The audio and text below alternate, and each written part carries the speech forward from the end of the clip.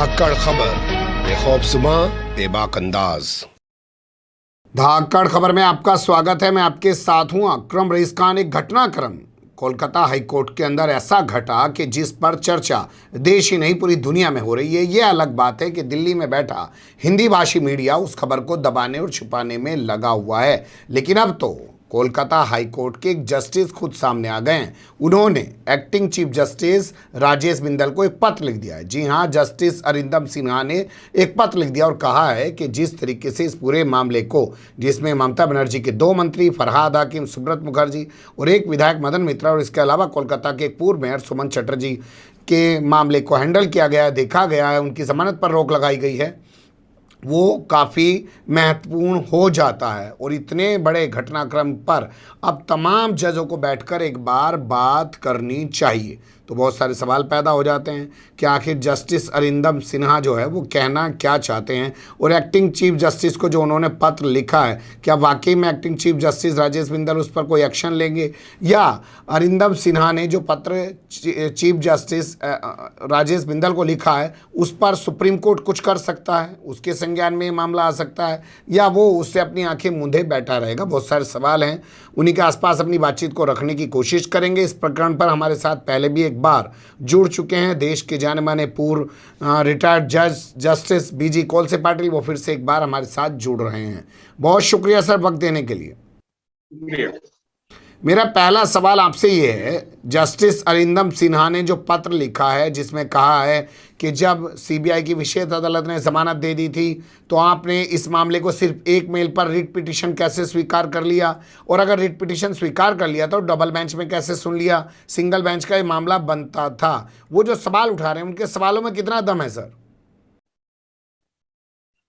इसके लिए थोड़ी हिस्ट्री देखना चाहिए कि हमारे जो 4 सुप्रीम कोर्ट जजेस, सिटिंग जजेस ने चीफ जस्टिस को जो कुछ कहा, कोशिश करी कि आप बायस पद्धति से काम कर रहे हैं, सीनियर जजेस छोड़ के आपके मर्जी के जजेस को आप मैटर्स अलॉट कर रहे हैं, मैटर्स ऑफ नेशनल इंपॉर्टेंस जी, और आप हमें लगता है कि आप सरकार के इशारे पर चल रहे हैं जी, उनको मिलने के बावजूद भी चीफ जस्टिस ने सुना नहीं जी, तो फिर उन्होंने क्या किया? तो उन्होंने कहा कि हमें बहुत दुख होता है कि जुडिशरी की हिस्ट्री में पहली बार जी, हम प्रेस के सामने आए जी, और हमें सहा नहीं जा रहा है, हम सह नहीं सकते कि everything is not going on well in supreme, जी, और ये हमें देश के सामने रखने की जरूरत है जी, क्योंकि फिर हिस्ट्री हमें माफ नहीं करेगा।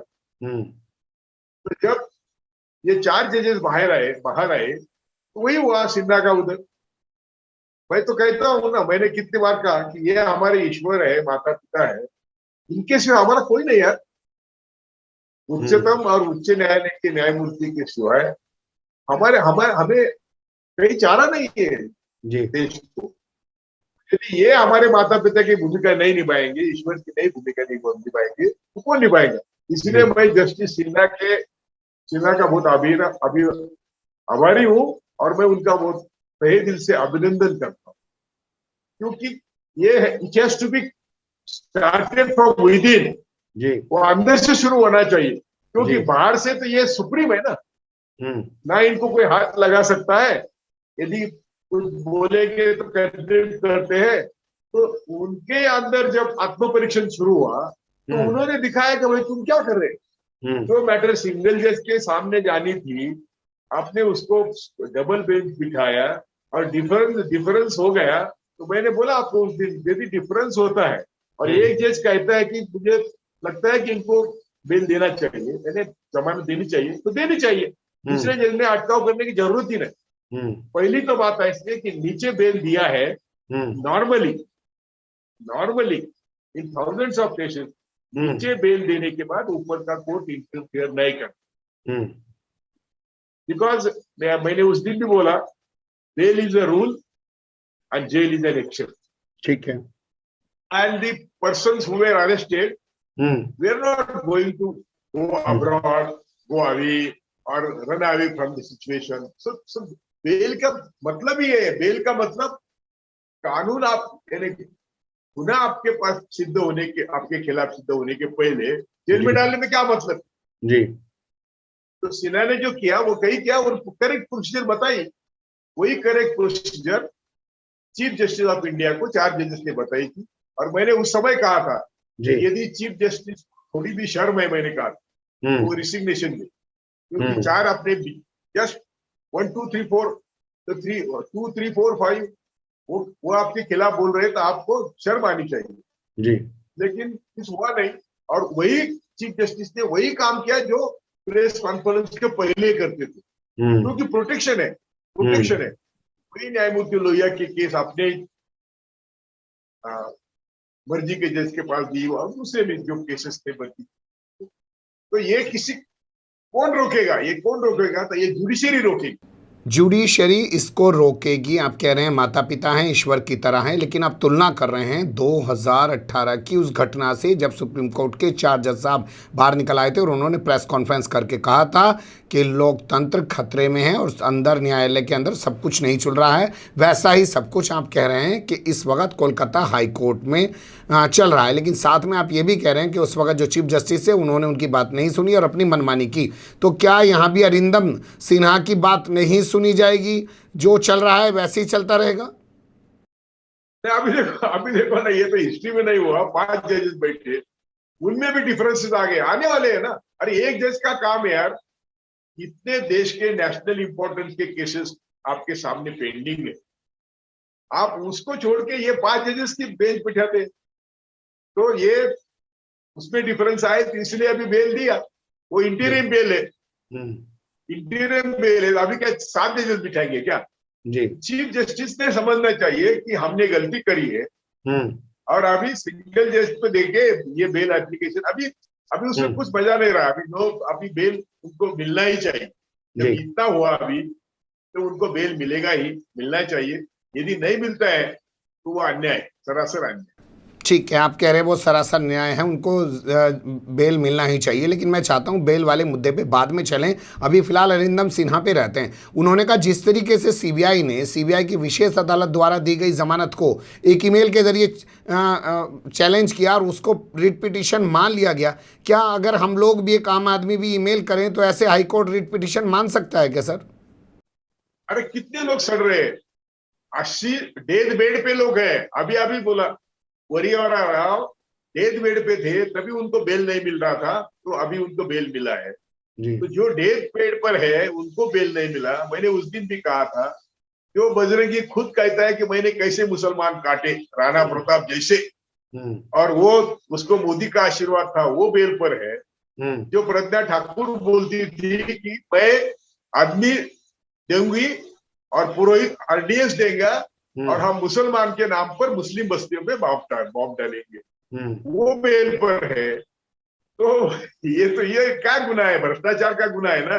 इनकी तो ये जो अक्यूज है, इनकी तो फाइनेंशियल कंडीशन ऐसी होगी, जितना भ्रष्टाचार चाहे वो वापस दे सकते हैं। यदि कोर्ट बोलता है वो वापस दे दो, तो वो वापस देंगे। यहाँ गुनाह इतना सीरियस नहीं है, और भ्रष्टाचार का गुनाह है। जैसे बेचारा लालू प्रसाद जेल में सड़ रहा है, यही होता है। जब यहाँ के मनुवादियों के खिलाफ कुछ काम होता है तो यहाँ के, मैं एक बोलता हूँ, एक सेंटेंस बोलता हूँ, आप खत्म करो। जो मनुवादियों के साथ या संघी सोच के साथ पंगा लेता है, उसको इस देश में यही तरह की ट्रीटमेंट मिलती है। ये बड़े दुर्भाग्य की बात है। ठीक है, तो क्या आपके हिसाब से ममता बनर्जी इस वक्त मनुवादियों से लड़ रही हैं, इस वक्त संघीय विचारधारा से लड़ रही हैं? एक सवाल का ये जवाब दीजिए, आपको ऐसा लग रहा है? नहीं, ये तो बात अलग है, वो तो और अलग है। लेकिन वो तो अभी मोदी शाह के खिलाफ लड़ रही है ना, तो एक मनुवादी दूसरे मनुवादी के साथ लड़ रहा है, ऐसा बोलो। क्या है मैं तो पहले बोला कि मनुवादियों के हाथ में लेके कांग्रेस और लेफ्ट को खत्म किया हुआ, ऐसा एक वातावरण निर्मित करी।